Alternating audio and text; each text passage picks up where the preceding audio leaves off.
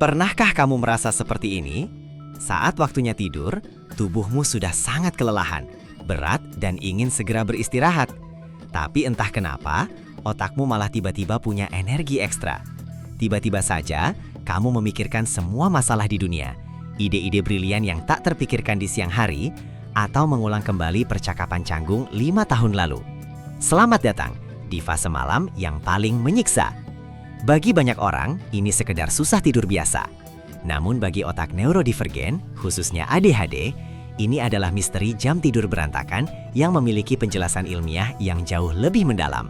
Seringkali kita hanya melihat bagian atas dari gunung es ADHD, seperti kesulitan fokus, lupa menaruh barang, atau gelisah saat sedang bekerja.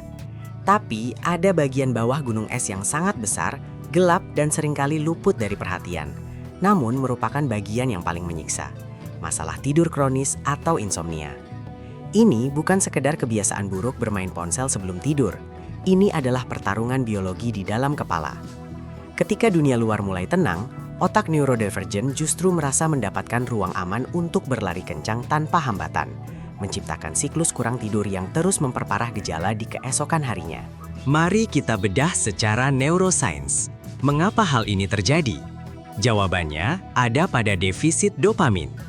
Otak ADHD secara alami memiliki tingkat dopamin yang lebih rendah, yaitu hormon yang bertanggung jawab atas motivasi, kepuasan, dan pengaturan ritme biologis tubuh.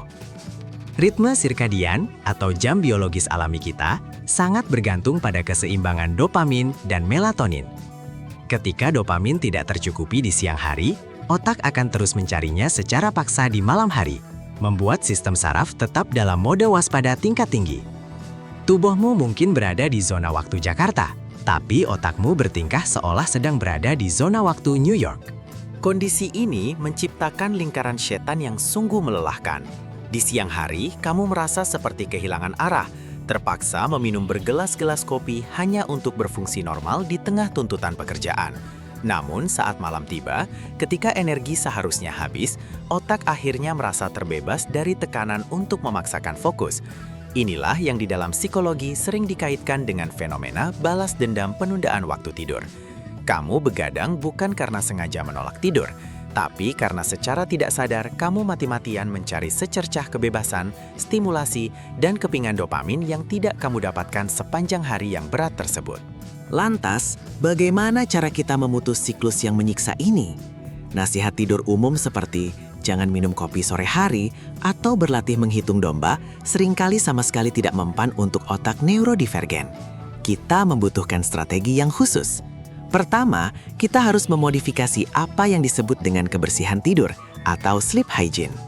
Alih-alih memaksa otak untuk langsung mati seperti menekan saklar lampu, kita harus memperlakukannya seperti mendaratkan pesawat berbadan besar secara perlahan. Beri otakmu transisi dopamin yang masuk akal. Jangan langsung melompat dari aktivitas yang sangat menstimulasi menuju keheningan total, karena otakmu pasti akan memberontak.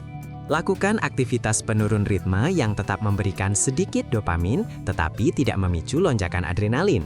Sebagai contoh, membaca buku fiksi yang alurnya ringan, mendengarkan podcast sejarah dengan suara narator yang menenangkan, atau menyusun puzzle di meja. Jauhkan diri dari media sosial atau video pendek yang memberikan lonjakan dopamin instan, namun sangat destruktif menjelang malam. Biarkan matamu terpapar hanya oleh cahaya yang lebih hangat dan redup. Hal ini akan mengirimkan sinyal biologi ke kelencar pineal di otakmu bahwa hari yang panjang ini akhirnya usai dan tidak ada lagi ancaman yang perlu diwaspadai. Strategi khusus yang kedua adalah menguasai kontrol stimulus.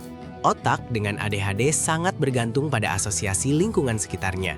Jika kamu sering berbaring di kasur sambil menyelesaikan pekerjaan, mencemaskan masalah finansial, atau berdebat panjang di internet, otakmu akan menganggap kasur sebagai medan perang, bukan tempat beristirahat. Mulailah melatih otakmu dengan satu aturan yang tidak bisa diganggu-gugat. Kasur hanya untuk tidur. Jika setelah 20 menit berbaring kamu masih gelisah dan pikiranmu berlarian, bangunlah dari kasur. Pergi ke ruangan lain, lakukan aktivitas membosankan dalam cahaya redup sampai matamu benar-benar mengantuk. Barulah kembali berbaring. Memperbaiki jam tidur yang berantakan belasan tahun bersama otak unikmu bukanlah perjalanan satu malam. Jika malam ini kamu gagal dan kembali terjaga, tidak apa-apa, maafkan dirimu. Dengan kesabaran dan rutinitas yang konsisten, badai pikiran itu pasti bisa dijinakkan. Kamu sangat pantas bangun pagi tanpa sisa kelelahan masa lalu. Malam ini, berikan dirimu izin untuk melepaskan beban dunia. Sudah berapa ribu malam kamu menyiksa diri dalam sepi hanya karena otakmu menolak untuk beristirahat?